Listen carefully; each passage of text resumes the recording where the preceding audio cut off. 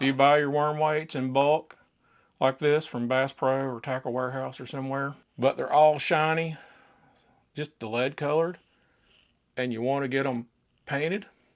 Well, hang on today. I'm going to show you how to powder paint your lead worm weights. Let's go.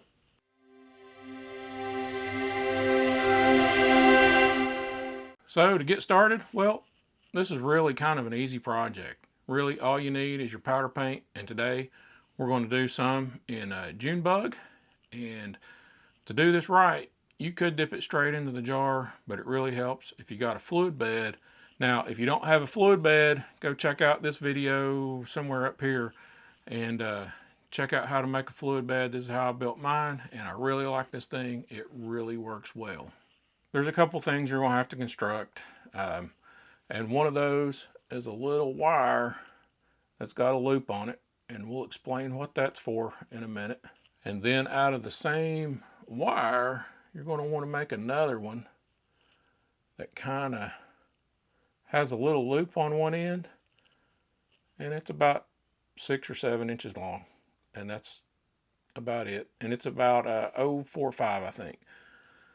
Now the reason you want the 0.45 is because when you got your worm weight,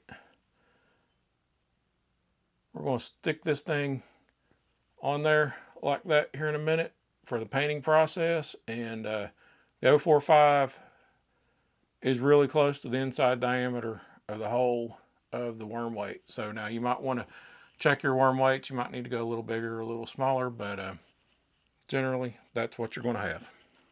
The other thing you're going to have construct is a little, now this is my jig rack that I put in my toaster oven, and you're going to need a toaster oven to cure the powder paint. But all this is a couple of sheets of roof flashing and a couple pieces of all thread that I've cut to length and put a few bolts on the end of it just to hold everything in place. And we'll explain what that is for here in just a minute. So after you get all of your little wires and stuff constructed, it's time to go down to the garage and put your worm weights in your toaster oven to heat them up. And I use just the little tray that come with it, and I arrange them on there so that when I pick them out, I can put them on this little wire, and we'll show that here in just a minute. So what I do is I put my worm weights in, I arrange them on the tray, and then I put them in the toaster oven.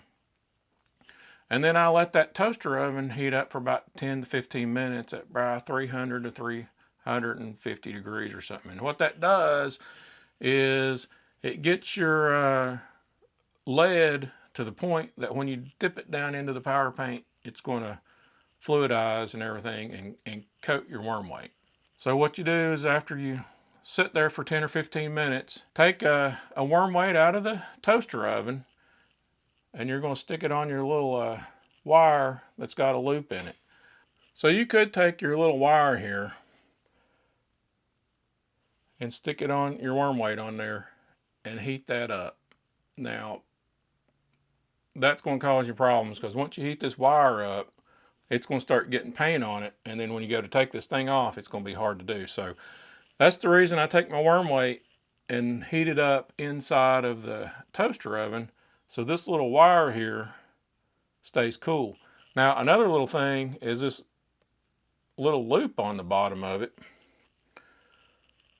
When you got it on your wire there, you can see, kind of see how it goes in there. There's really not a lot of contact between the worm weight and the wire. There's maybe just a couple little spots right there at the end, and you're really not going to get a lot of powder paint down in here.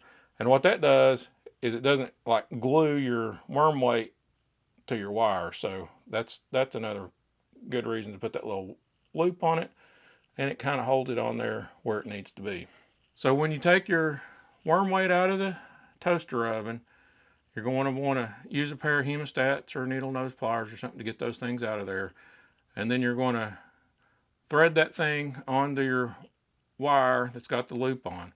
Now this probably right here is the hardest thing in the whole time, is trying to get that thing put on there to where, you know, to get that wire in that little hole, that worm weight, while it's hot.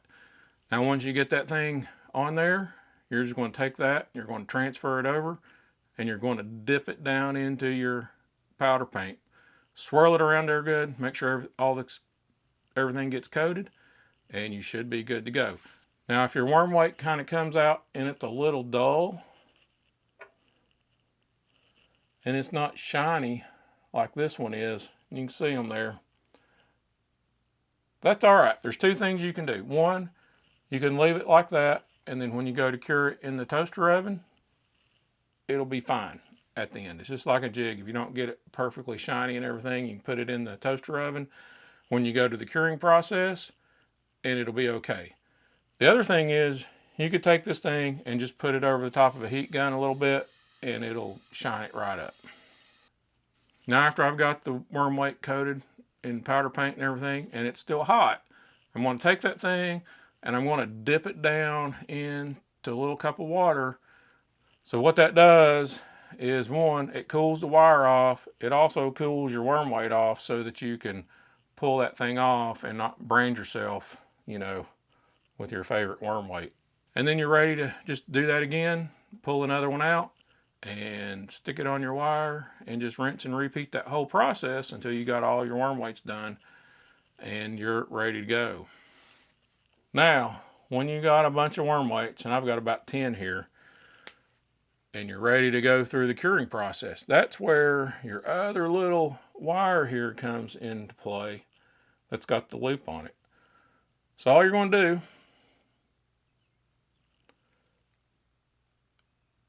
and again, this is about the hardest part, is getting that thing threaded on there, is you're going to thread several of these things on.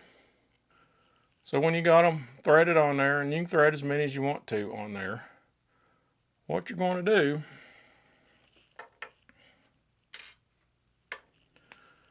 is you're going to take your jig rack here,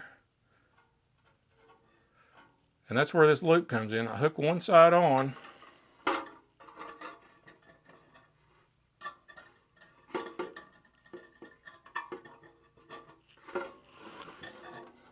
hook one side on to one side, and the other side is just laying there on the other side.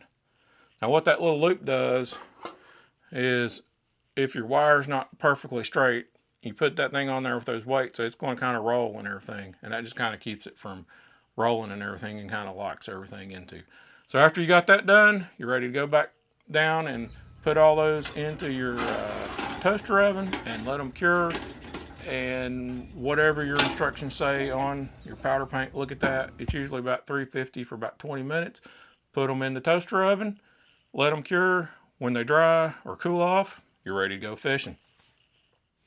So you got your worm whites, they're all cured up, you're ready to go fishing. If you guys like this, make sure you give it a thumbs up. Maybe hit that hype button if it shows up down there. Anyways, leave me a comment down there in the comments if you've ever done this, or if you think this is a pretty neat idea. We're going to the lake, we're going fishing. We'll catch y'all out on the water next time. I'm Rodney, eFishin. We're out.